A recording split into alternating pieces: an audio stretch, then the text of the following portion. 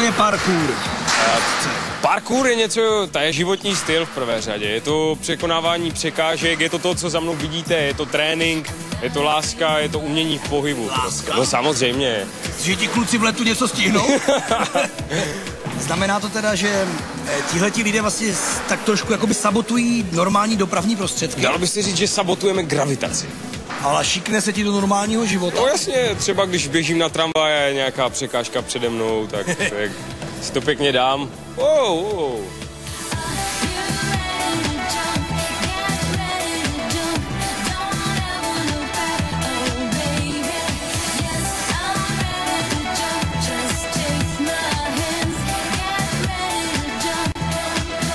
Ráda. No a taky zároveň parkour je parádní filozofie, že jo? Není to jenom o překonávání fyzických překážek, ale i psychických. Člověk odbourává strach, posílá svoje pocity někam jinam, zůstává chladným, užívá si to, takže posiluje i svoji psychiku. Udělám malý test, nafilmuj to.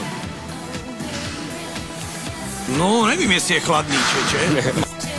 Co musí člověk, když ráno vstane, udělat, aby se stal parkouristou? Rozumím. Jako poslouchej, zeptám se, jo? Příklad.